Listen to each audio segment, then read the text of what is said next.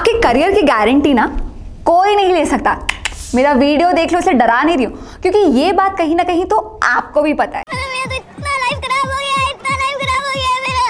Career ना किसी type का एग्जाम की तरह नहीं होता कि कोई सब्जेक्ट पूरा पढ़ लिया, क्लियर कर लिया और सब कुछ सेट है। आपने भी देखा होगा आपके स्कूल और कॉलेज के टाइम पे जो भी टॉपर्स हुआ करते थे, जरूरी नहीं कि आज के डेट पे उनका करियर बाकियों से बेटर हो। मुझे लगता है ना कि अपनी ना मेन प्रॉब्लम है इग्नोरेंस की। इग्नोरेंस इस बात की कि हमें कोई भी चीज़ पूरी नहीं पता होती।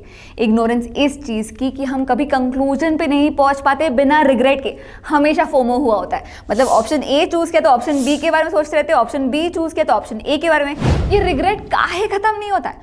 और पता है क्या, एक और चीज़ बताऊँ, इग्नोरेंस ना बहुत ट्रिकी चीज़ होती है। कब ये fake sense of arrogance, over confidence बदल जाए पता ही नहीं चलता। तो इस इग्नोरेंस से निपटने का एक ही तरीका है, और वो है, बताती हूँ, थोड़ा टाइम तो होगा ना आपके पास। हे एवरीबॉडी, मैं हूँ प्रिया, और आज की इस वीडियो में हम बात करने वाले हैं कुछ ऐसे स्किल्स के बारे में जो चाहे आप कोई भी जॉब कर रहे हो, कोई भी जॉब, या चाहे अपना बिजनेस कर रहे हो, वो काम आएंगे ही आएंगे। तो चलिए इस वीडियो को स्टार्ट करते हैं। Are you ready? देखो ध्यान से सुनो। जब मार्केट में कोई न्यू टेक्नोलॉजी इंट्रोड्यूस की जाती है जिसके पास पोटेंशियल है क्रांतिकारी बदलाव लाने का, तब ना डर का माहौल आ जाता है। फॉर एग्जाम्पल, जब पहली बार ऑटोमेटेड निटिंग मशीन इंट्रोड्यूस की गई थी तो क्वीन एलिजाबेथ ने उसका पेटेंट डिनाई कर दिया था, ये बोलते हुए कि इसके कारण लोगों की जॉब्स चल जाएगी। इसके बाद जब कैलकुलेटर्स इंट्रोड्यूस किए गए थे तो स्कूल्स और टीचर्स ने बहुत प्रोटेस्ट किया, ये बोलते हुए कि कैलकुलेटर्स आ जाएंगे तो बच्चों को मैथ सीखने की क्या ही जरूरत होगी, जिस वजह से टीचर्स की जो जॉब है वो खतरे में हो जाएगी। इसके बाद पता है सबसे ज्यादा प्रोटेस्ट कब किया गया था? कंप्यूटर्स जब इंट्रोड्यूस किए गए थे। और पता है किसने सबसे ज्यादा किया था? बैंकिंग सेक्टर एम्प्लॉइज ने, ये बोलते हुए कि अगर कंप्यूटर्स आ जाएंगे तो बैंक को हमारी जरूरत ही क्या होगी।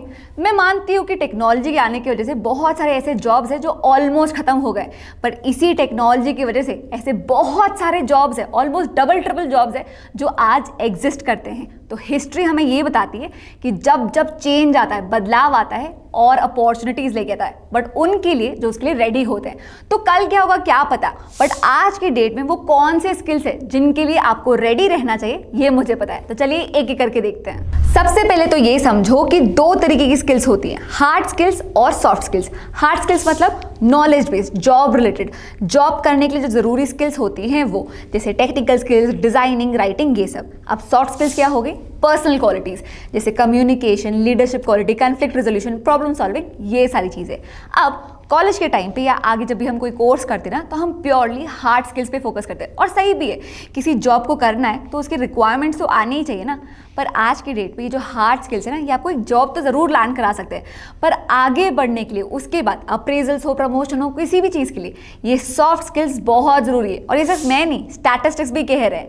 तो जब आप अपने ऊपर इन्वेस्ट करते हैं ना, तो हार्ड स्किल्स के साथ साथ सॉफ्ट स्किल्स में भी इन्वेस्ट करिए, और इनमें से कोई भी स्किल आप पिकअप कर सकते हैं, और प्रैक्टिस के थ्रू या किसी ऑनलाइन कोर्स के थ्रू भी आप इनमें इंप्रूव कर सकते हैं। नेक्स्ट है कम्युनिकेशन स्किल। मुझे ये बहुत इंपॉर्टेंट और इम्पैक्टफुल स्किल लगती है। तो आप अपने बॉस से, अपने कलीग से, अपने क्लाइंट से कैसे बात करते हैं, everything is important and everything counts as communication.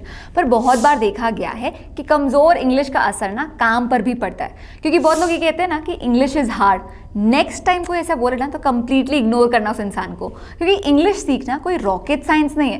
पर अगर आप ये सोचोगे कि सिर्फ आप इंग्लिश टीवी शोज देखकर या बुक पढ़कर इंग्लिश सीख लोगे, सब कुछ सेट है, तो ऐसा नहीं होता। Practice is important.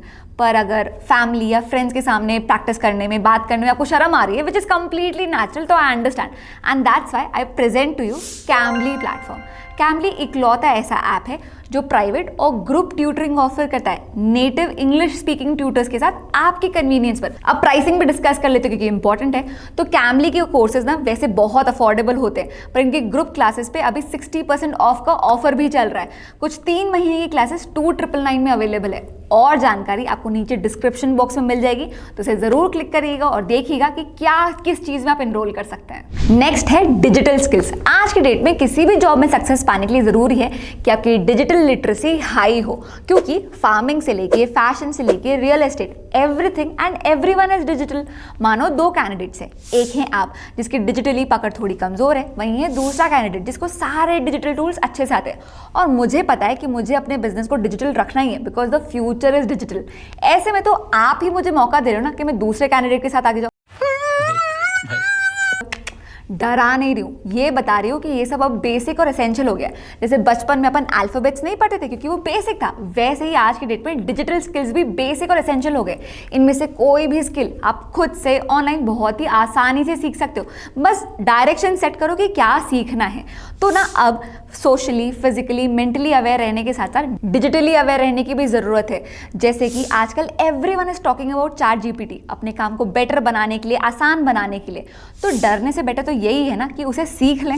नहीं, नेक्स्ट स्किल है कॉपी राइटिंग। सो आज की डेट में सबसे ज़्यादा इंपॉर्टेंट स्किल होती है अपनी बात मनवाना जानना। आप कंटेंट राइटिंग करके एक किताब लिख सकते हो, बट उस किताब को बेचोगे कैसे?